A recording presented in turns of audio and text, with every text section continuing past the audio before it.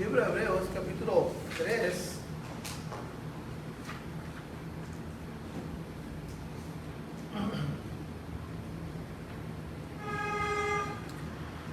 Y la otra semana vimos parte de este versículo, gloria a Dios. Y vamos a continuar con el versículo 13.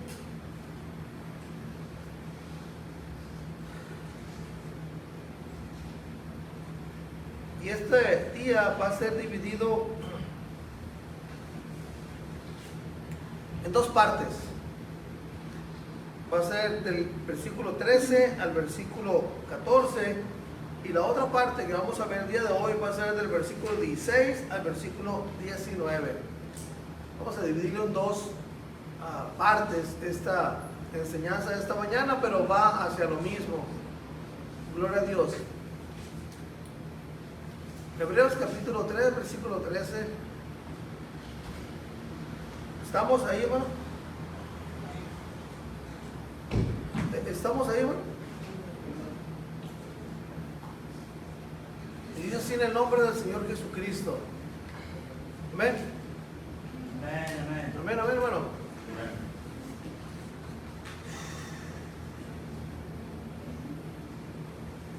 Y dice una pregunta aquí, hace una serie de preguntas, pero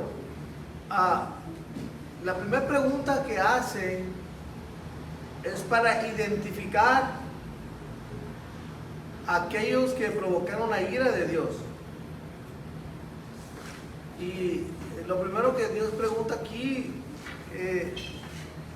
¿quiénes fueron los que... ¿Quiénes fueron los que habiendo oído le provocaron? ¿Quiénes fueron esos que oyeron a Dios, que gustaron de Dios y le provocaron? Esa es la primera pregunta. La segunda pregunta, haciendo la afirmación de la respuesta a la primera pregunta, es: ¿no fueron todos los que salieron de Egipto por mano de Moisés? Y versículo 17, otra pregunta: ¿y con quiénes estuvo él disgustado 40 años?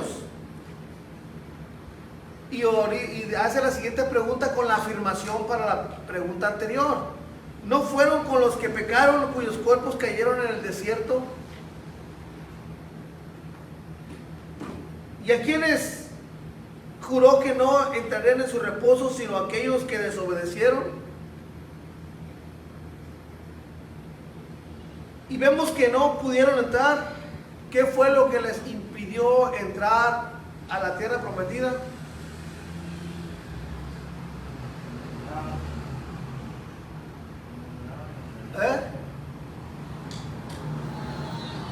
Yo cuando le hago una pregunta, todo el tiempo la respuesta está en el mismo versículo. ¿Quiénes fueron los que no? ¿Qué fue lo que causó de que no pudieran entrar a la tierra prometida? ¿Qué fue lo que causó de que ellos no entraran a el reposo de Dios? ¿Qué fue lo que les impidió entrar? No. En el mismo versículo está la respuesta. Y lo hice a propósito de no terminarlo de leer, para que usted leyera la última parte para que sea la respuesta. ¿Qué fue? Por eso lean el versículo. Lean el versículo. ¿Qué fue lo que a ellos les impidió entrar al reposo de Dios?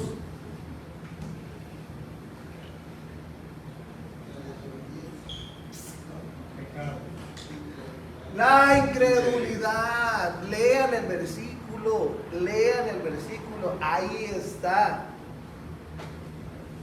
Es que el hermano no lo cambió al 14 ni al 19. Leímos todo, pero llegamos al 19. Por eso es muy importante que ustedes me sigan en su Biblia. Por eso es muy importante que usted me siga en su Biblia, porque a veces la hermana no brinca los versículos rápido. Ahorita ya estamos en el 19. Ahí llegamos al 19. llegamos al 3:19. Por eso sígame con su Biblia, hermano. Sígame con su Biblia también. Sígame con su escritura y así no va a tener ninguna confusión. Ahora le voy a otra vez la pregunta. Por eso no nomás se basa en la pantalla. No nomás se basa en la pantalla. Porque a veces pasa que la computadora se frisea y ya no se mueve.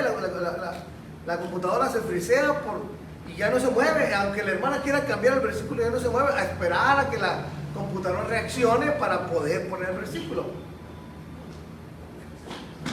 Pero la Biblia de usted no se frisea. Ahí, por eso es muy importante que en su Biblia vea ahí, vea ahí. Leímos todos los versículos desde el versículo 13 al 16 al 19. Y en el último versículo es donde me paré y no dije lo último para hacerle la pregunta. ¿Qué fue lo que causó? ¿Qué fue la causa por la cual ellos se les fue impedido entrar al reposo o a la tierra prometida? ¿Qué fue? La incredulidad. Por eso sígame en su Biblia. Sígame en su Biblia, por favor. Porque a veces yo me confío de que usted está en su Biblia y por eso le tiro la pregunta. Pero volteo, no está el versículo. Porque usted está esperando que saque el versículo ahí. Pero léalo en su Biblia y no va a tener confusión. Amén. Entonces, ¿qué fue lo que a ellos, hermano, les impidió entrar a la tierra prometida? La incredulidad. La incredulidad fue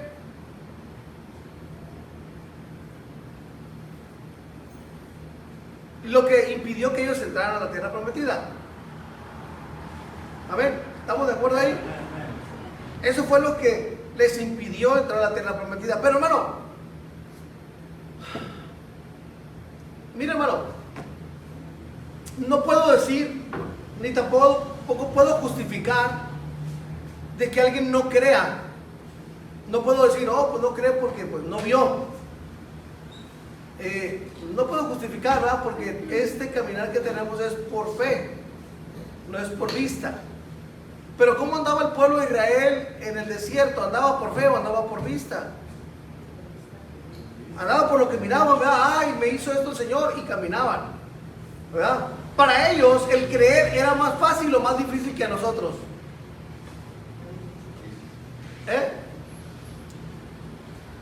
Para ellos era más fácil o más difícil creer comparado con nosotros. ¿Mande? Exactamente, ¿verdad? Para ellos debería haber sido fácil creerle a Dios porque miraban las maravillas, eran participantes del milagro al momento que Dios hacía. Eran participantes donde se estaba escribiendo la Biblia. Eran participantes de que eso que estaba sucediendo iba a ser escrito en un libro para que usted y yo en el futuro lo pudiéramos leer. Entonces para ellos debería haber sido más fácil. Porque lo estaban viviendo, eran participantes de la historia que usted está leyendo.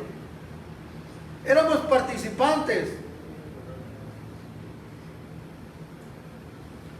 Ellos eran actores que estaban ahí en el momento. Entonces para ellos debería haber sido fácil. Pero, ¿qué fue lo que les impidió entrar? Que a pesar de ver los milagros, a pesar de ver la misericordia de Dios, a pesar de ver todo lo que estaba sucediendo en el desierto, no nomás en el desierto, Dios empezó a actuar en ellos y a mostrarse en ellos desde que estaban en Egipto. Desde antes de salir de la esclavitud, Dios se estaba mostrando en ellos por medio de las plagas. ¿Se acuerdan las plagas? Desde ahí Dios empezó a mostrarse a ellos por medio de las plagas.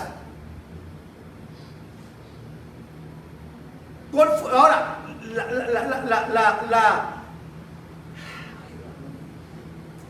vamos a ver el antes y el presente para nosotros. Vamos a ver el antes y el presente para nosotros. Si comparamos a comparamos a Israel, cuando estuvo en Egipto, la Biblia lo marca que era una esclavitud lo que vivían, porque era una realidad, que estaban viviendo en esclavitud. ¿Esclavos de quién? De los egipcios. Ahora, trayéndolo al presente nosotros, trayéndolo a la actualidad, nosotros éramos esclavos de que éramos los que ya hemos sido lavados por la sangre del Señor. ¿Qué éramos antes de venir al Señor? ¿Qué éramos? ¿Esclavos de qué? Éramos esclavos del pecado, pero éramos en sí, éramos esclavos, ¿verdad? Ahora, los milagros de Dios, ¿cuándo usted los empezó a ver en su vida? ¿Cuando estaba esclavo del pecado o cuando ya se convirtió? ¿Cuándo empezó a ver usted los milagros de Dios? ¿Cuándo empezó a experimentar los milagros de Dios? ¿Estando todavía en la esclavitud del pecado o ya que fue usted lavado por la sangre del Cordero?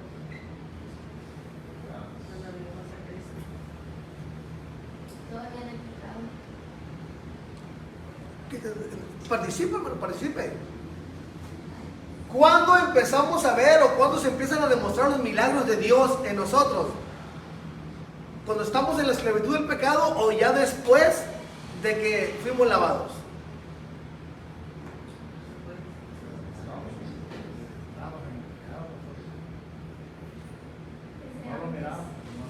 Ahí les va algo. Está muy claro el ejemplo. Mire, hermana Cintia, hermano Cirilo, ellos, si Dios concede, van a ser bautizados en un futuro próximo. Van a ser bautizados. Pero el hecho de que no hayan sido bautizados todavía los limita a recibir milagros de Dios. De ver la mano de Dios en ellos. Pero sus pecados todavía no han sido lavados. ¿Verdad? Todavía está eso, y con la ayuda del Señor y por ese acto maravilloso del bautismo, esas cadenas y esa esclavitud va a ser demolida. ¿Verdad? Pero, ¿cuándo están viendo los milagros? Hermana Mercedes, ¿quién más? José Luis. ¿Cuándo están viendo los milagros? ¿Ya después de que se van a convertir o antes? Entonces, ¿qué fue lo que nos está cautivando a nosotros para venir al Señor? O sea, como Dios, el amor que Dios se muestra para ayudarnos, esa ayuda es un milagro de Dios para nosotros. El que venga Dios y consuele nuestro corazón es un milagro que se está haciendo en nosotros. Muchos de nosotros venimos al Señor con un corazón destrozado, hermano, por las cosas que habían pasado en nuestra vida. Pero fue el proceso que Dios permitió para que usted se acercara a Dios. Pero el milagro de que Dios se acercara, ya que Dios le empieza a hablar, ya es un milagro. Ya que Dios empieza a tratar con nosotros, ya es un milagro de Dios. Ya es un milagro de Dios. Entonces, cuando Dios se quiso mostrar a su pueblo, ¿desde dónde empezó a mostrarse? ¿Desde que estaban esclavos en Egipto o después de que salieron de Egipto?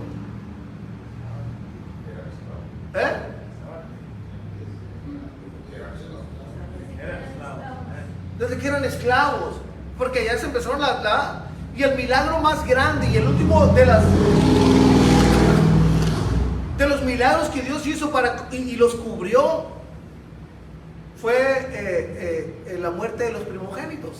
¿Se acuerdan? Pero mire, hermano, todas las plagas, ¿para quién fueron? Los israelitas no sufrieron las plagas, lo sufrieron los egipcios nada más. Los egipcios sufrieron las plagas, los israelitas no las sufrieron.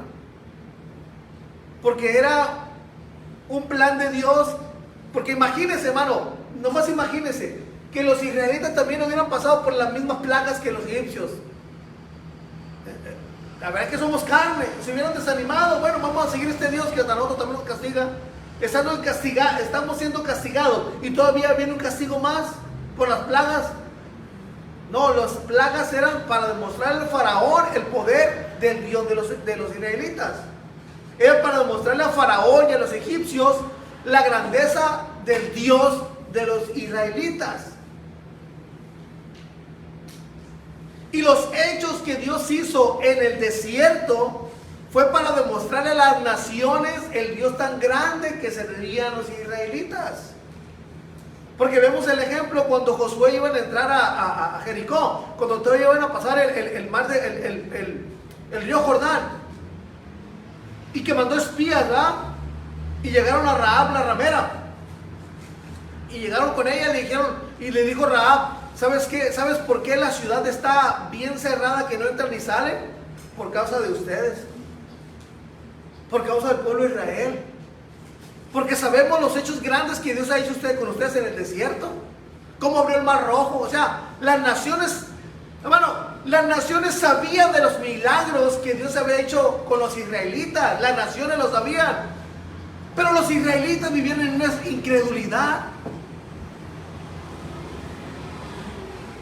Las personas ven el cambio en usted y usted no se la cree todavía. Las personas ven el cambio que usted ha tenido en Dios, pero usted no se la cree, ni usted mismo se la cree. Y sigue queriendo estar pegado a su pensamiento antiguo. Pero en Dios son nuevas hechas todas las cosas. Y ya no somos esclavos del pecado, ya no vivimos bajo esa esclavitud. Entonces toda esa incredulidad se debe de ir. Se debe de exterminar de nuestra vida. Porque el pueblo de Israel, lo que le impidió entrar a la tierra prometida fue el no creerle a Dios. Y de ahí, el no creerle a Dios, se derivaba el que empezaban a murmurar en contra de los líderes y en contra de Dios. Dios los sacó de allá y empezaron a quejarse. Ahora, ¿qué tipo de milagros hizo Dios en el desierto? Todos los milagros que Dios los hizo en el desierto fueron milagros visibles a todos los israelitas. Eran milagros visibles. O sea, ellos miraban el milagro y caminaban. Ya nomás no había milagros y se paraban y empezaban a murmurar. Venía otro milagro y ¡ay, el Dios! Y empezaban a caminar. Pero todo eso provocó la ira de Dios. El que no permanecieran en una continuidad creyéndole a Dios, llegó a Dios que se airara con su pueblo. Y Dios juró que esa generación no iban a entrar a la tierra prometida. Eso, hablar del reposo de Dios, es entrar a la tierra prometida. Ahora, yo y tú, hermano, estamos en este caminar. Estamos caminando. Que no haya en nosotros, hermano, un espíritu de incredulidad, que no haya un sentimiento de incredulidad al saber que Dios está obrando a favor de nosotros. Porque si nosotros no le creemos a Dios, hermano, esas promesas de ir a la vida eterna no van a llegar a nuestra vida. Van a llegar a aquellos que han creído. Pero a los que no creen, esas promesas van a pasar de largo.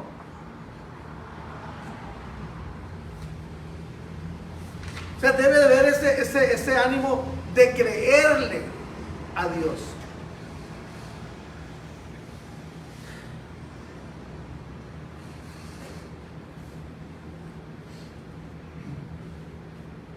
Cuando dice la Biblia, hermano, que al que Dios ama, lo corrige. Al que Dios ama, lo corrige. Al que Dios no ama, pues. Pero dice, al que Dios ama, lo corrige. La palabra de Dios fue escrita para ¿quiénes? La palabra fue escrita para que los que no creen. O la palabra fue escrita para aquellos que creen.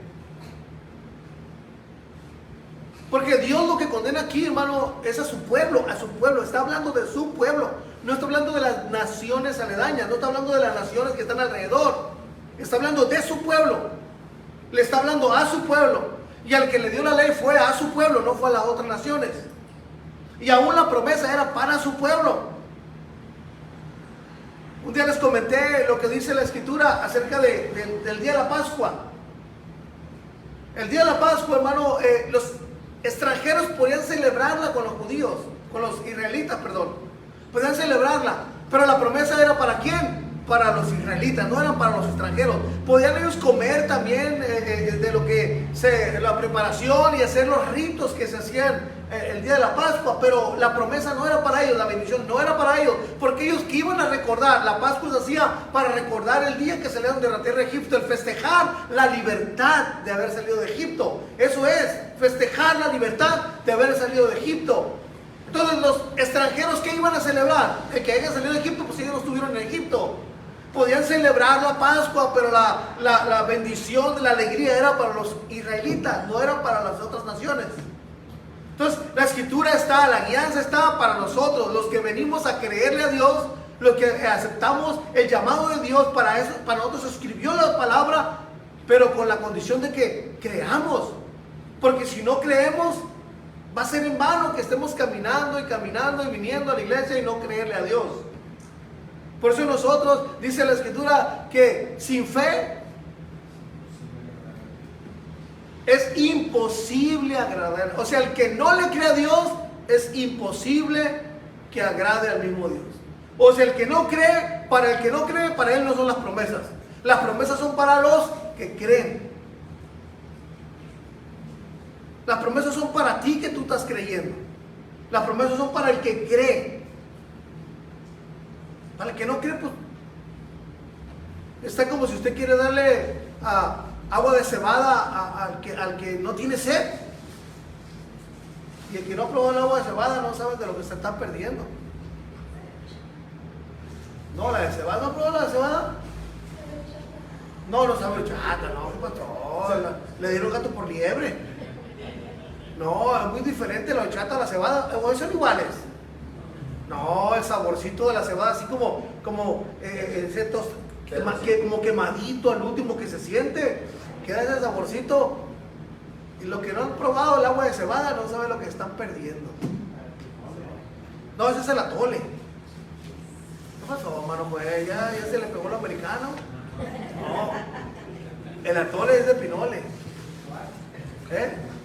¿What? Pero vamos a, hermano, que usted le quiera, vamos a cambiarle agua natural a alguien que no tiene sed. Alguien que no tiene sed va a decir, no tengo sed, no quiero. Cuando usted llega a un lugar y le ofrecen agua, algo de tomar, no, estoy bien. ¿Por qué? Porque usted no tiene sed. Pero si alguien tiene sed, no va a esperar a que le ofrezcan, sino que por la necesidad que tiene va a pedir. Entonces nosotros, hermano, que tenemos hambre de Dios, vamos a rogarle al Señor que nos aumente la fe a nosotros. Que nos aumente que le creamos a Él. Los que no tienen hambre no van a rogar por eso. Los que no tienen sed de creerle a Dios no van a rogar para que Dios aumente su fe. Pero tú y yo debemos de clamarle a Dios que Él aumente nuestra fe. Para seguirle creyendo a Él. Creyendo que Él está alrededor de nosotros, creyéndole a Él que es nuestro sanador, que es el que nos va a llevar a la gloria, creerle a Él. Usted le dice a cualquiera de afuera, cualquiera que esté ahí, ¿crees en Dios? Todos creen en Dios. Todos creen, usted pregúntale al que sea. Es más, a los que están ahí, que Dios les hable a los que están en el parque ahí, hermano, tomando desde ahorita temprano. Dijo un hombre, Señor, digo, ¿cómo puede caer el pecado tomarlo tan natural? Le preguntaron al hombre, oye, son las 10 de la mañana y andas tomando. 10 de la mañana, y dijo, entonces ¿para qué arden los espejos a las 9 de la mañana? Eso es tan natural de ver el pecado, tan natural de ver las cosas. Entonces, al que le pregunte, ¿usted cree en Dios? Pero cuando usted le empieza a hablar de la Biblia, ¿qué hace? No me hables a mí de esas cosas. Entonces, ¿creen en Dios o no creen en Dios? Pues creen que hay Dios, pero no le creen a ese Dios. Cuando dicen, ¿crees en Dios? No, sí creo en Dios. Mira, pues mira, la escritura dice que hay un plan especial para ti. No tengo tiempo para eso. Entonces, ¿realmente creen en Dios o no creen en Dios? Simplemente no. No creen en Dios.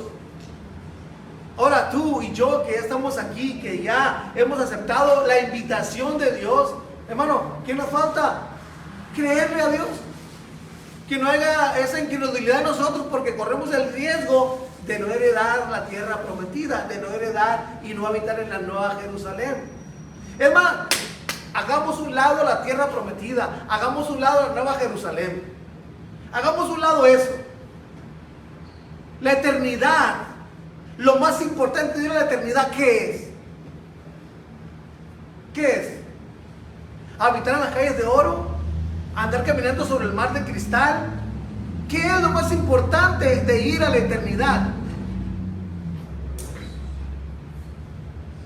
No, dígalo con fuerza, aunque se equivoque. Estamos para ayudarnos. ¿Qué es lo más importante de ir a la eternidad? Estar con el Señor. Hermano, ¿qué importa que las calles sean de empedrado como nuestro pueblo? Pero estar con Dios, eso es lo más maravilloso. No importa que el mar no sea ni que contenga sal, además que estén secos los mares. Pero lo más importante es habitar con Dios en la eternidad. ¿Sí me entienden o no me explico? Ahora, donde habita Dios hay unos paisajes inimaginables de cómo es la hermosura que es allá. Porque el mismo Dios lo hizo con sus propias manos. Imagínense nomás un para muestra un botón, dice. ¿Cómo era el huerto del Edén? Imagínense por un momento cómo era el huerto del Edén.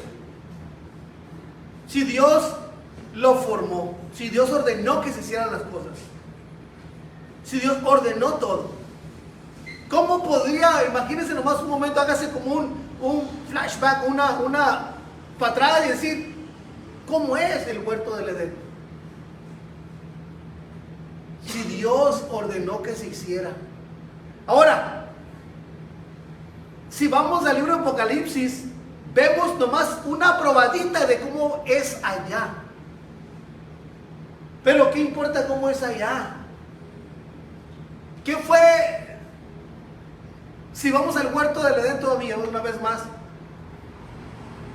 ¿qué fue lo que le dolió más al hombre? ¿Perder las comodidades que tenía en el huerto del Edén o perder la compañía de Dios? ¿Qué fue lo que al hombre le dolió más? ¿Y cuál es la lucha interna que el hombre tiene día con día? Hay dos tipos de personas en esta vida. Uno, los que les duele haber perdido la presencia de Dios, los que añoran la presencia de Dios, los que andan en busca de Dios. Y los otros son los que andan buscando todavía las comodidades del huerto del Edén. Están las dos luchas. Uno es los que andan buscando la presencia de Dios, aunque anden en ese caminar de espinos. Pero hay otros que están buscando las comodidades del huerto del Edén, no importando si Dios no está cerca de ellos. Pero para ti y para mí, ¿qué es lo más importante? ¿Volver a las comodidades del huerto del Edén o volver a estar ligados completamente a Dios? ¿Qué es lo más importante para ti?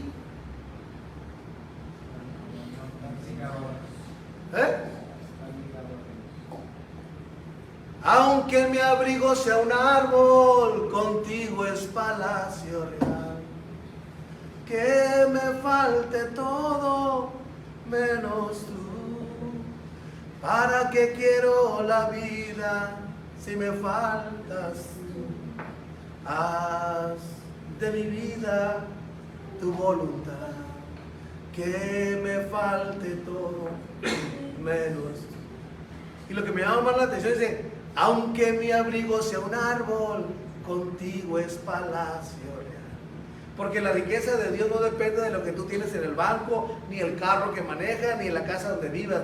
Lo que a ti te da valor como hijo de Dios es lo que tú estés cerca de Dios.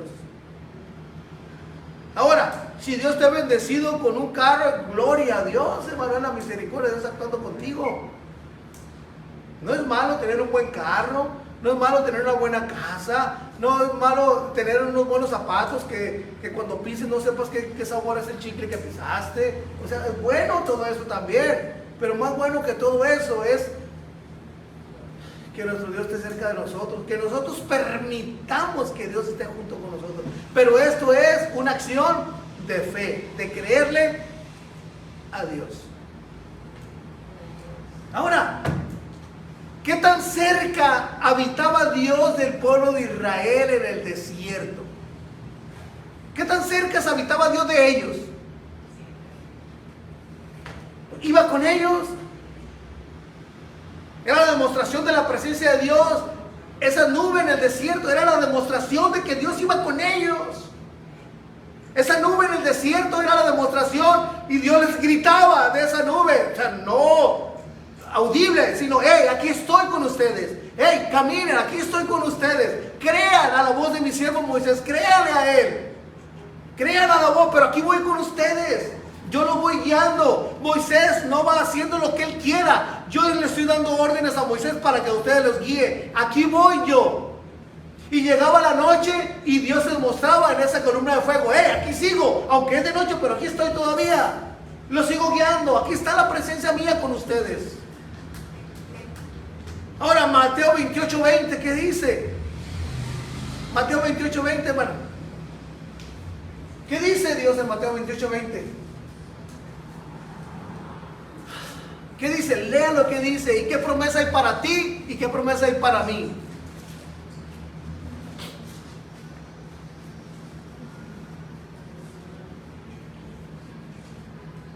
¿Qué promesa hay para ti, hermano?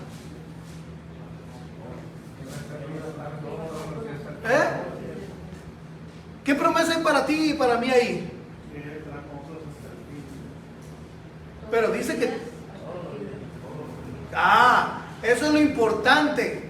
Dice que Dios iba a estar todos los días hasta el fin del mundo. Eso todos los días es que Él no va a fallar ningún día. Por eso la Escritura dice, nuevas son sus misericordias cada semana. Me equivoqué, ¿verdad? Cada mañana. ¿Por qué? Porque así como el sol se levanta cada mañana, Dios ya se levantó antes de que Jesús se levantara. Antes de que José Luis se levantara a las 3 de la mañana, ya Dios estaba despierto.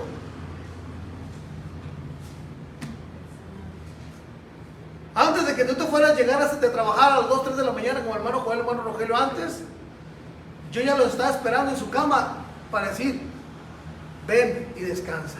Pero ahí estaba Dios. Y si ustedes se tienen que levantar una hora más tarde, yo ya estaba despierto. Porque Él prometió. Y Él es Dios. Él no es hombre para que mienta, ni hijo de hombre para que se arrepienta. Entonces, así como Dios les demostraba en el desierto, aquí estoy con ustedes, Dios nos grita por medio de esta escritura que Él está con nosotros. Que Él está contigo. No te sientas solo. Aunque José Luis usted no haga ningún ruido cuando anda trabajando en la madrugada, diga, yo sé que mi Redentor está conmigo. Yo sé que mi Dios está conmigo.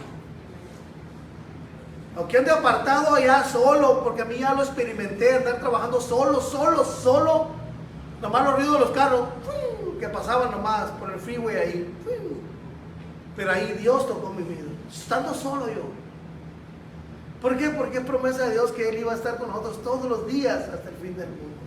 Ahora, pero que no haya en nosotros ese espíritu y ese corazón de incredulidad. ¿Por qué? Porque corremos el riesgo de no entrar a la tierra prometida. ¿Me entiendo o no me explico? Ahora, ese es el beneficio que tenemos, las glorias que se iban a derramar sobre nosotros, que mientras que el pueblo de Israel está en un proceso, nosotros ya pasamos ese proceso de creerle al Mesías, lo que ellos no creyeron en el Mesías, pero fue misericordia de Dios el ponerle esa venta a su pueblo para que nosotros tuviéramos la oportunidad de entrar.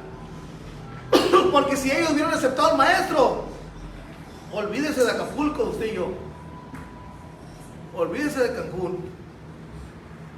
Pero por la misericordia de Dios es porque yo y tú tuvimos un lugar en el corazón de Dios. ¿Me entiendes ahorita o no me explico todavía? Amén.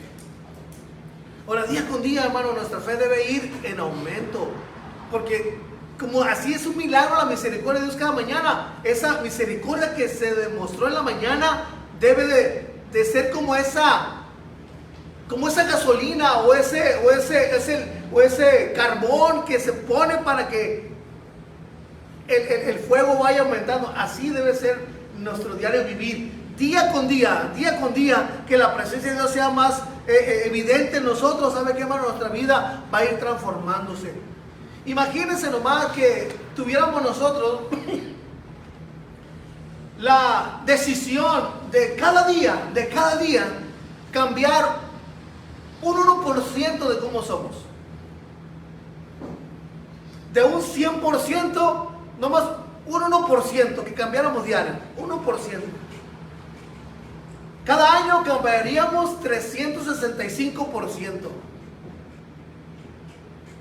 Pero que no sea la historia del pueblo de Israel, de que en igual de que ellos hubieran permanecido en esa libertad que Dios les había dado, tanto física como emocionalmente, porque emocionalmente, hermano, estaban destrozados a vivir en esa esclavitud.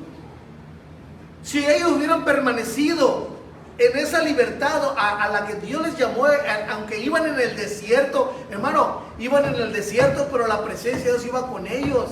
Yo y tú vamos en este caminar con enfermedades, con escaseces, con desprecios, pero Dios ha prometido estar con nosotros. Dios prometió estar conmigo aunque me desprecie la gente, aunque no haya trabajo, aunque esté enfermo, pero Dios ha prometido estar conmigo. No voy a permitir de que esa enfermedad o que esa escasez me vaya a hacer que yo quite la vista de Dios, como lo hizo el pueblo de Israel en el desierto. La escasez, hermano, ellos quitaban los ojos de Dios cuando faltaba algo y empezaban a poner su corazón en Egipto. Allá nos iba mejor, allá estábamos mejor, allá teníamos unas hoyotas ahí de menudo, de pozole, lo que comieran. No dice la Biblia que comían, pero que eran unas hoyotas de carne ahí.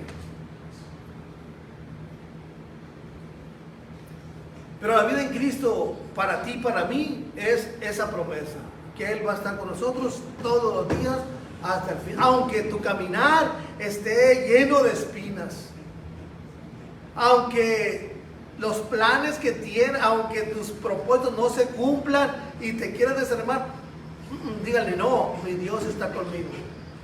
Y Él me sostendrá para que mi pie no tropiece en piedra. Cobra ánimo, cobra que en tu vida haya fe, hermano, que no haya espíritu de no creer. ¿Existirá Dios o no existirá Dios? ¿Existirá o no existirá Dios? Pero mientras tú estás pensando de que si existe o no existe Dios, con tu respiración estás mencionando el nombre de Dios. Amén. ¿Qué cosas, no? Esa es la primera parte, la incredulidad. La segunda parte que vamos a ver en los versículos anteriores es complemento de esto, pero vamos a hablar de un tema que yo ya les había hablado, de un término de Dios, de un atributo de Dios que es Jireh. ¿Se acuerdan de esa palabra? Jireh. Sí, sustentador, proveedor. Amén. Vamos a leer los versículos anteriores.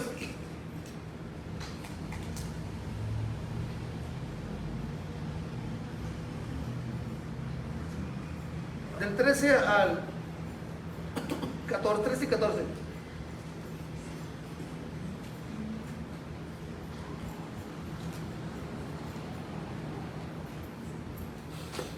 Amén. Hebreos 3, 13 y 14.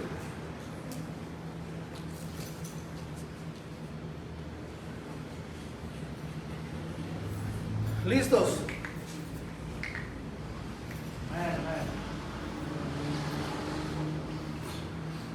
El versículo 12 habla algo similar a lo que leímos del 16 al 19.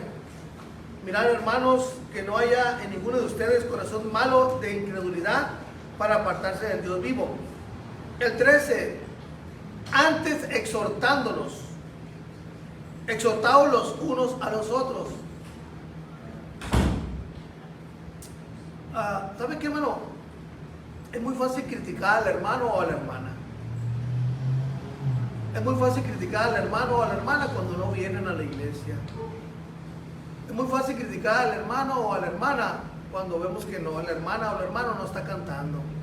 Cuando vemos que la hermana o el hermano no está adorando a Dios. Es muy fácil criticarlo. Pero no tenemos derecho de criticarlo. ¿Qué dice la Biblia aquí? Mejor exhortando, hermano, vamos a alabar a Dios juntos. Hermano, mira, ese es exhortarnos unos a otros. En igual de decir, mira hermano, ¿por qué no quiere adorar a Dios? Y empieza nuestra mente a hacernos una novela, una película, hermano. Y ¿sabe qué? En esa película que nos estamos haciendo en nuestra mente, podemos caer en una falta en contra de Dios.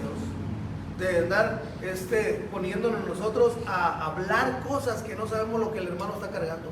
Por eso dice el dicho que nadie sabe lo que trae el costal. ¿Quién sabe lo que trae el costal? El que lo lleva cargando, ¿va? Amén. Entonces nadie, yo no puedo ver, yo a veces los miro tristes, pero no puedo decir, anda triste el hermano porque se vino a la iglesia y se quedó a medias viendo el partido de fútbol. O viene triste el hermano. No puedo sacar conclusiones de algo porque entra en el pecado de la malicia, de ser malicioso, de pensar más allá de lo que no debo de pensar.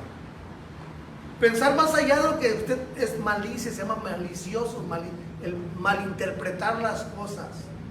Amén. Y eso es una falta ante Dios. Versículo 13. Antes exhortándolos unos a los otros cada día, entre tanto que se dice hoy, para que ninguno de ustedes se endurezca por el engaño del pecado. Porque somos hechos participantes de Cristo, con tal que retengamos firme hasta el fin nuestra confianza. ¿De cuándo?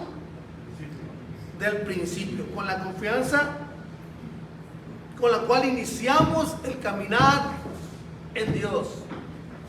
Y fíjese una cosa, hermano, le voy a decir algo.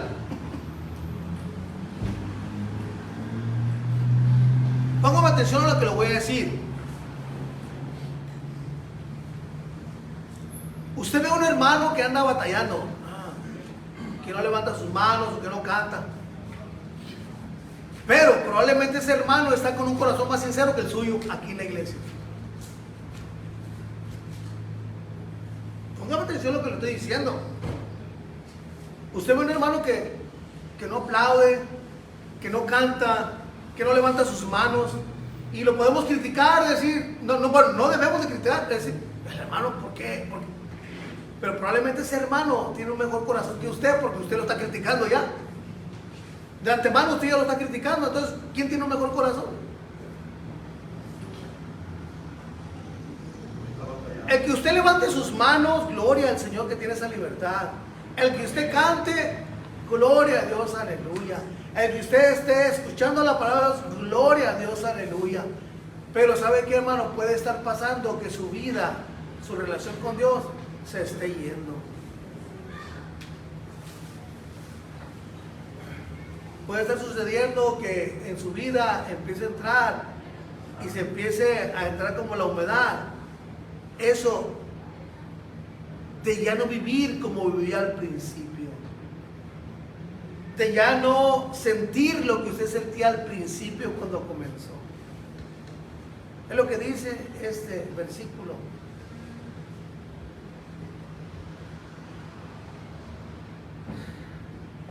Con tal que retengamos firme hasta el fin nuestra confianza del principio, de cómo empezamos el caminar en Dios. Y podemos estar y caer en eso, hermano, de que venimos a la iglesia, no faltamos a la iglesia, ofrendamos, diezmamos, participamos, pero en nuestro corazón se está alejando de Dios. ¿Cómo puede pasar eso? Es bíblico, pero no es bueno. Si tú ves esos síntomas de que sí, levantas tus manos, cantas, tocas, predicas, haces aperturas, lo que sea, pero si tú te analizas y tu vida no es igual como empezaste, algo está pasando mal en tu vida. Si ya no sigues enamorado de Dios como al principio, algo está pasando en tu vida. Apocalipsis. Apocalipsis.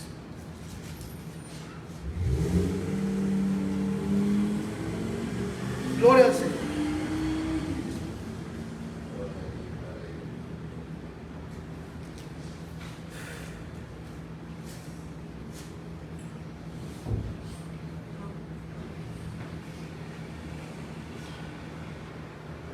Capítulo 2, versículo 1.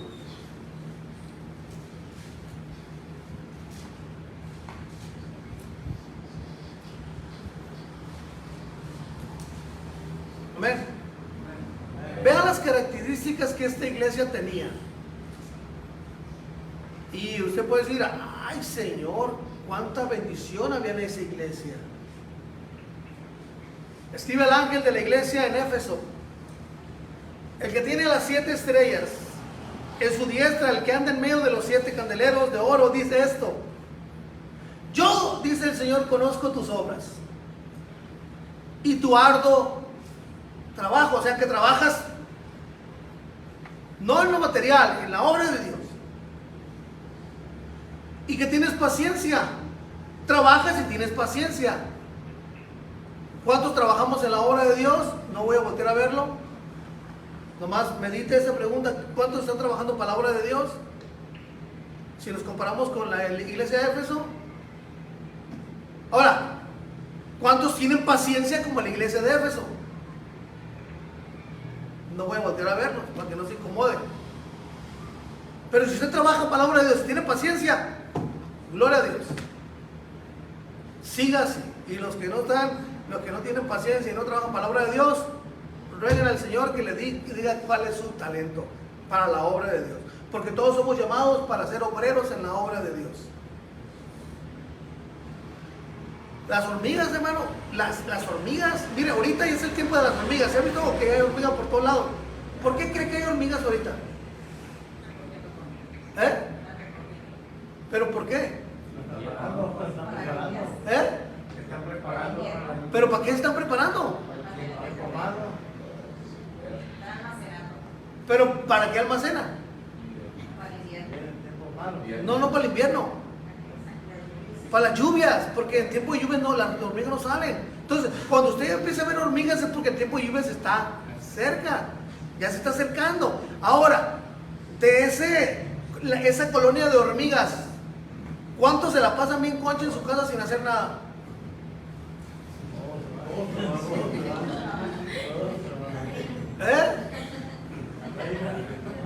No, pero la reina porque... pero se mueve la reina y todo se mueve. No, pero esto tuvo las abejas, ¿no? La reina. Sí, la reina sí, pero ¿sí hay hormigas en reinas? Sí. Pero también trabaja, ¿no? Porque es la que está encargada, es la que ordena, es la que está ordenando, es la que organiza todo. Pero lo que le quiero decir es, ¿cuántos de las ovejas de las hormigas obreras se quedan bien conchas en su casa? ¿Pero por qué, hermano? ¿Por qué no dicen, mira, pues hay un montón, hay miles que están aquí, yo voy a tirar?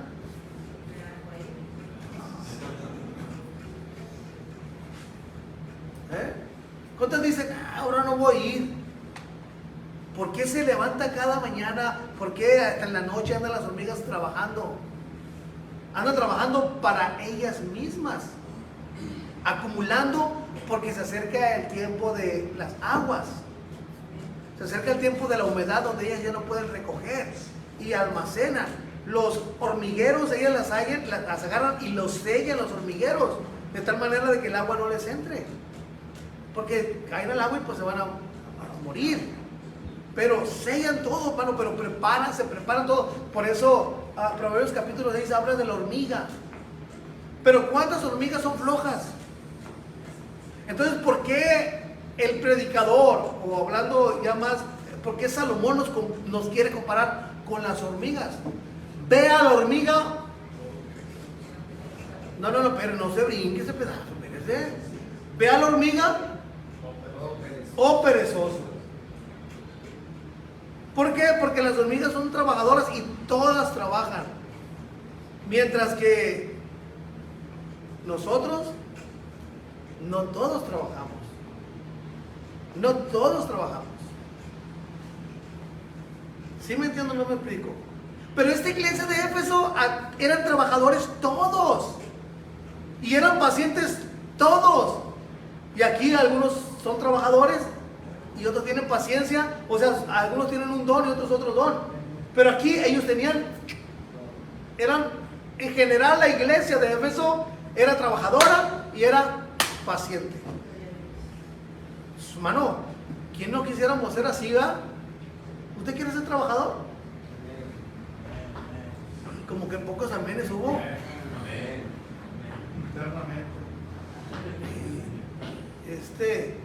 ¿Quieren ser trabajadores o no, hermano? No, espiritualmente, pues estamos hablando espiritualmente. A veces trabajamos con un patrón que ni nos paga a veces. Y nos anda regañando y chicoteando y apúrate flojo. Pero cuando trabajamos para el Rey de Reyes y Señor de Señores, hermano, Él nos da descanso, nos da un consuelo, nos da paz, tranquilidad. Ok, seguimos. Entonces la iglesia de Éfeso era trabajadora y era paciente, tenían paciencia. Y no soportaba a los malos. Si miraba a uno malo ahí, lo reprendía. Hey, Porfirio, no está bien lo que estás haciendo. Aunque te apellides Cadena, pero no está bien lo que estás haciendo. No está bien, aunque tengas la cara de malo ahí con el ojo de vidrio, pero no está bien lo que estás haciendo. No está bien, eres malo. No soportas a los malos. Detectaban, hermano, a los malos estos. Los de Éfeso sabían quién era. Entre ellos, hermano, sabían. Pero ellos no podían ni juntarse ni soportar a los que eran malos. Ay, hermano, y nosotros no detectamos a ninguno. A veces nos acercamos con uno y, ay, Señor, lo que les habla el otro día nos habla por el corazón y nos conmueve y ahí andamos con el malo a veces. Y mira la exhortación. Tú que tienes que hablar de mis leyes, dice el Salmo. Tú que tienes que hablar de mis leyes si mirabas al ladrón y corrías con él. Porque tanto peca el que mata a la vaca como el que le agarra la pata. Tanto peca como el que se brinca cerca como el que le está echando aguas. Tanto peca como el que lo planea como el que lo lleva a cabo. Pero esta iglesia de Éfeso no podía soportarlo, o sea, ni entre ellos había ese tipo de gente. Hasta aquí era una iglesia, hermano, envidiable. Que podemos aprender de lo que esta iglesia era, sí podemos aprender. Hay mucho ser trabajadora, ser paciente y poder detectar a los malos. Ay, Padre Santo, a veces se acercan hasta con recetas médicas, hermano, esos maleantes, hermano, y nos conmueven el corazón. Y mira que mi hijo está... No, una ocasión uno se atrevió a tener recortes de periódico, hermano. Recortes de periódico acerca de una tragedia que le había pasado en su vida y en bajada también, pero a su hija trajo hasta recortes de periódico. Y ya me fijé yo como no queriendo qué periódico era y la fecha. Ay, me fui a la casa y empecé a buscar en el periódico fulano y en la fecha no vi esa publicación. Quién sabe cómo este hombre las imprimió y cambió, pero hermano, traía recortes de periódico. Así llega tan grave, llega el engaño de los malos que quieren a engañar a nosotros. Pero hasta mire, no sé qué a alguien le tocó a usted verlo. Ay, hermanito, ¿cómo puede ser posible? Pero esa gente es mala, hermano, es mala. Pero Dios nos ayuda a detectarlos, hermano, porque hay que aprender a detectarlos hasta cómo caminan, hermano. ¿Cómo caminan? Ese no es buena gente. ¿Por qué? Porque vienen a afectar a nuestra fe. ¿Por qué? Porque viene alguien y pide, y sabe que llega un momento en que usted se va a empezar a desanimar. Mira nomás, el pastor lo que está permitiendo. Mira el hermano Víctor lo que permitió. Mira el hermano Pablo, mira el hermano Rogelio. No, tenemos que ser todos congruentes en lo que estamos haciendo. de, hermano, está en el sentir de que si llega un malo, hermano, la iglesia de Éfeso eran especialistas en eso. Detectaban a los malos. Y es probado los que se dicen ser apóstoles, cuántos predicadores, hermano. Señor. Y ya no voy a decir nada porque después me reclaman en el Facebook, ahí en la publicación, que salió un pariente, que salió ahí, que hablé de su pariente. Pero cuántos apóstoles de esos no han pasado por aquí, como el que nos regañó porque no le pusimos un vaso de agua. ¿Ah, no supiste, José Luis? Te lo explico.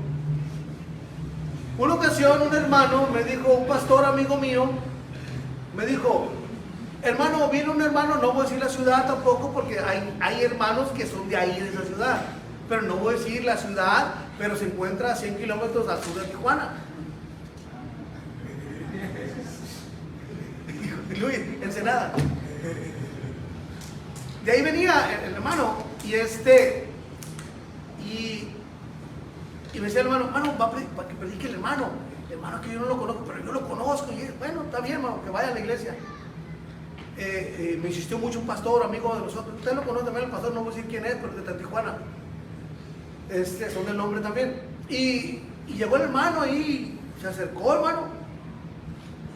No sé si aquí o acá abajo, no me acuerdo dónde. Y los chicoteó. Cosas que yo ni hago.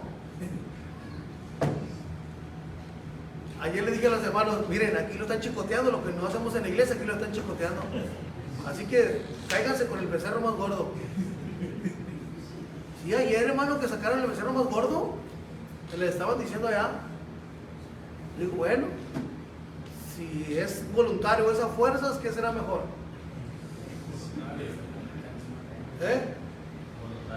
Porque un hermano decía, por favor, y a fuerzas es lo mismito. Y allá quiere el becerro más gordo, vámonos, cáiganse con el becerro más gordo. Le digo, lo que yo no hago en la iglesia con ustedes, porque no es el sentir de nosotros el decir, hermano, su diezmo, hermano, su ofrenda, hermano, y chicos, ¿cuándo, hermano, han escuchado a mí que yo lo esté presionando por ese lado? Porque es una convicción de cada uno de ustedes.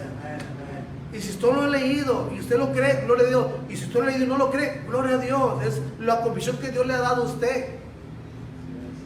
La convicción que Dios le ha dado a usted. Es sencillo esto. Pues empezó, hermano, a leer y de repente volteó, revirió, espejió y dijo, estuve enfermo y no fuiste a visitarme. Fíjate, joder, porque te la guardes. Estuve en la cárcel y no me fuiste a visitar. Tuve hambre y no me diste de comer. Tuve sed y no me diste de beber. Y yo aquí no veo ninguna botella de agua. No, chicos, no. Pero ya no pudo volver a venir el hermano. Entonces, a veces vienen hermanos, que tienen esa, ¿cómo decir? Esa habilidad para hablar palabras más penetrantes, hermano, como golpes de espada, que en igual de edificar están destruyendo a los hermanos. Y hay unos más osados, más atrevidos que vienen y predican, gracias a aquí no, a predicar mentiras de lo que le dice la Biblia. Vienen a hablar algo que la Biblia no lo dice. Pues los de Éfeso eran especialistas en eso. Mira, un apóstol, a ver, ¿qué modo caminas? A ver, empieza a hablarme, y lo detectaban a los apóstoles falsos, a los predicadores falsos, lo detectaban. O sea, era una iglesia ejemplar.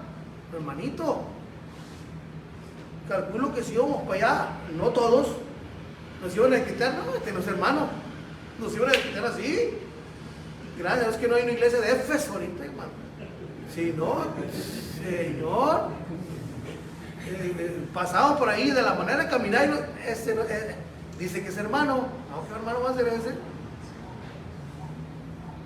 Pero tenemos un Dios que nos está examinando día con día. Ya no hay una iglesia de Éfeso, pero está un Dios que nos diariamente está observándonos cómo estamos, hermano, y decimos que somos cristianos. Dios dice, amén. Dices que eres, pero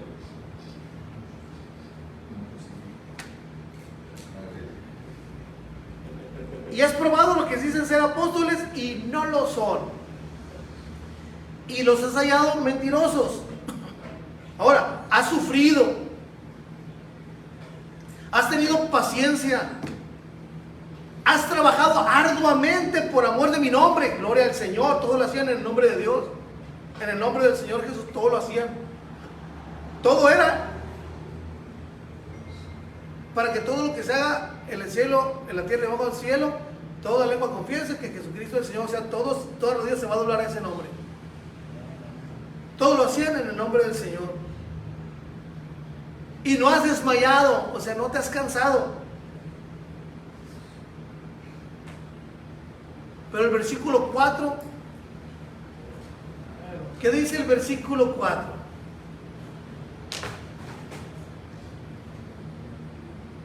¿Qué dice el versículo 4?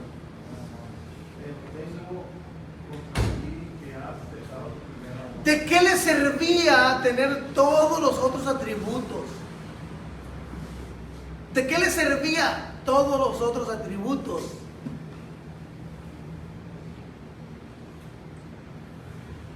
Pero dice el Señor, pero tengo contra ti que has dejado a tu primer amor. Ahora, ¿era algo grave esto? Era muy grave porque el versículo 5 lo dice. ¿Qué dice el versículo 5? Ahora, haz un análisis de tu vida, reflexiona sobre tu vida, cómo estás caminando, cómo estabas caminando en el principio, cómo estás caminando actualmente, y arrepiéntete si estás haciendo las cosas diferentes al principio y haz las primeras obras, pues si no, o sea, era grave no vivir en el primer amor. Les alcanzaba el detectar a los apóstoles que eran mentirosos, les alcanzaba el que trabajaran arduamente, les alcanzaba el que no podían resistir a los malos, de que trabajaban, de que eran pacientes, les alcanzaba para estar y obtener la corona de vida. ¿Les alcanzaba todas esas obras? No les alcanzaba, porque habían dejado su primer amor. ¿Y cuál es ese primer amor, hermano? No, pero recuerde, han trabajado por amor a mi nombre.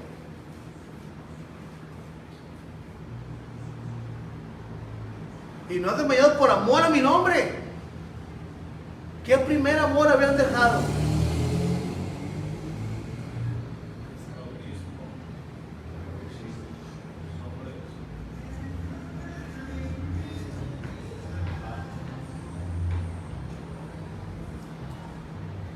¿Te acuerdas con la pasión cuando tú empezaste a conocer de Dios y te enamoraste de Dios? Que no importaba nada a tu alrededor. Que no importaba si había un programa, una novela, si estaba Mi Pequeña Soledad o Rosa Salvaje o Las Marías. No importaba eso. Sino que llegaba el tiempo de ir a la iglesia y no importaba nada. Es más, estabas 15, 20 minutos antes en el templo. Porque estabas apasionado de Dios. Estabas enamorado de Dios.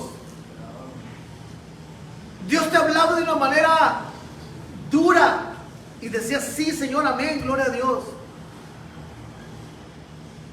Pero ha pasado el tiempo y ahorita no te pueden hablar ni con el pétalo de una rosa porque te molestas. Ya no eres el mismo obediente que eras como al principio. Ya no estás enamorado de Dios como en el principio. Ya no te agrada escuchar la voz de ese que te ama. Esa pasión con la que iniciaste tu caminar, que se te hacía que no llegaba el miércoles, que no llegaba el viernes, que no llegaba el domingo para estar en la iglesia. Que te desesperaba porque ¿a qué horas? Quiero que sean ya las 6, nosotros allá a las 5 de la tarde empezaba el servicio los jueves, las 5, 4 y media estábamos ahí, y yo a veces estaba desde las 4 en la iglesia metiendo los aparatos, vámonos, aunque yo no tocaba ni la puerta, pero preparaba todo para los músicos. Amén. Llegaba el sábado de ir a la plazuela, agarraba la ven de mi hermano y la cargaba, y me iba a la iglesia yo solo, y cargaba los instrumentos yo solo a la ven, ahí bocinas grandes, el bajo, la batería, todo lo cargaba. Y ya con la experiencia tenía dónde poner cada cosa. Y llegaba a la plazuela, ahí a la plazuela Rosales, ahí en Culiacán, un lado de catedral. Y ya había hermanos de ahí y me ayudaban a subir todo, a bajar todo, a bajar todo. Y ya bajábamos todo, mismo me estacionaba y venir a acomodar todo para que llegaran los músicos. Y tocaban a gusto, no se preocupaban. Y se terminaba el servicio, y ahí estoy desarmando, me daban la música a desarmar, cargábamos entre todos, pero me iba a la iglesia yo solo a descargar. Pero sabe que no importaba nada de eso. Y a veces estaba tan cansado que decía, no me voy a ir a la casa, y me quedaba a dormir en la iglesia en el piso. Por eso yo venir temprano diariamente a la iglesia, el venir diario a la iglesia, el venir todos los días a la iglesia, para mí no es nada. El que yo esté aquí el miércoles antes de las 7, el viernes antes de las 7, el domingo antes de las 10 de la mañana, para mí no es problema. Y el jueves aquí también está, aquí estamos. Cuando el día que no vayamos a estar los jueves, nosotros vamos a avisar, hermanos, no va a haber oración porque no va a poder estar. Pero mientras no se les avise, todo el tiempo aquí va a estar mi familia, si soy yo, si mi familia tiene algo que hacer, salir fuera o algo, o sea yo, o si yo tengo algo que hacer fuera o algo, pero mi familia está aquí. Todo el tiempo aquí va a haber alguien, los jueves de oración, todo el tiempo. Si no soy yo, uno de mi familia. Porque hemos tenido ese compromiso y hemos aceptado, hermano, este caminar en Dios.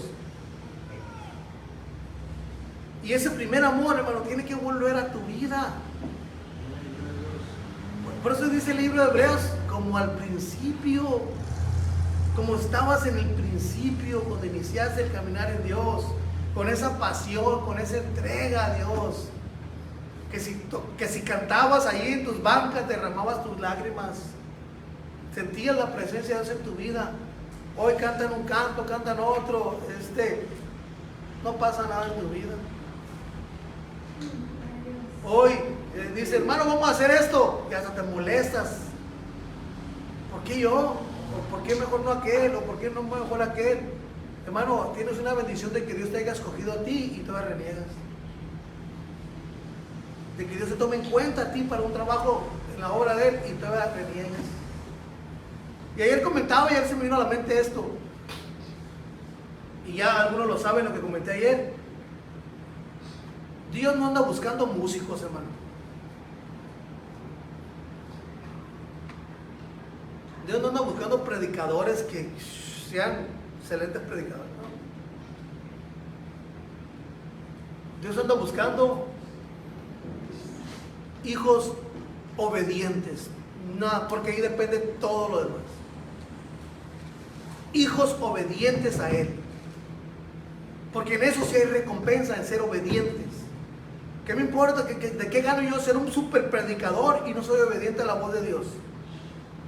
¿De qué me sirve ser un super predicador y cuando hay un conflicto yo tomo mis propias decisiones sin tomarlos en cuenta a ustedes?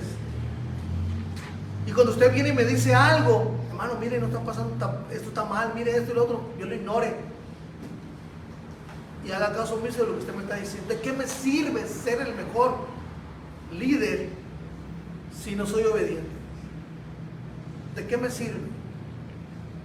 ¿De qué me sirve ser el mejor músico, el mejor cantante, el mejor que barre, el mejor que trapea, el mejor de todo, si no soy obediente a la voz? ¿De qué me sirve todo? Eso no me va a alcanzar para ir a la eternidad. Lo que me va a alcanzar para ir a la eternidad es ser obedientes a la voluntad de Dios. ¿Qué Dios quiere para mi vida? ¿Qué Dios quiere que yo haga? Y sobre esa orden yo me voy a basar en ser obedientes a Dios. ¿Me entiendo o no me explico? Volvemos a Hebreos capítulo. Pero si usted mira, si se fija el ejemplo de Éfeso, los primeros versículos, gloria a Dios, una iglesia ejemplar. Pero Dios dijo, pero tengo algo contra ti, he dejado tu primer amor. O sea, si no te compones, vas a perder la entrada al cielo. Entonces las obras que habían hecho no le alcanzaban para ir al cielo, porque ese caminar es por fe y no por obra. El ir al cielo no se gana porque tú eres muy bueno, sino por la fe en el Señor. Hebreos capítulo 3 para terminar, hermano, porque ya son las 12 del mediodía. Hebreos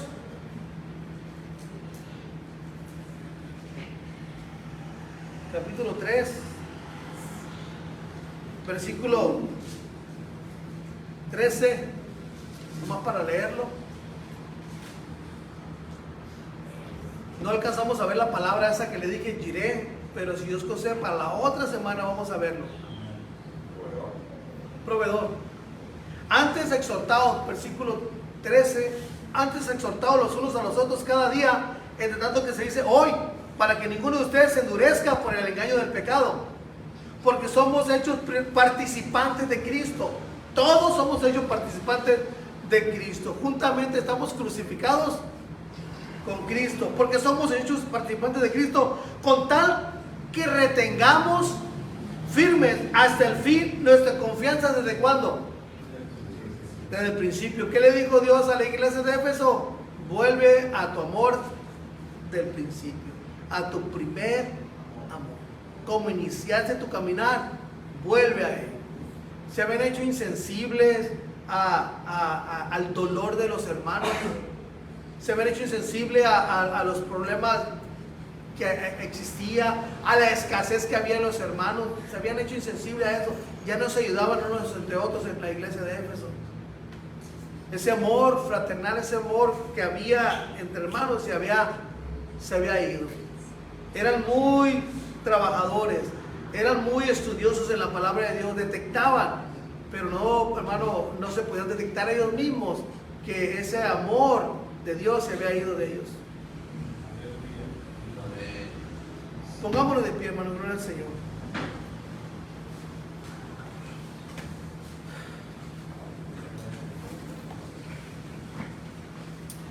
Vamos a orar para pedirnos por este breve momento.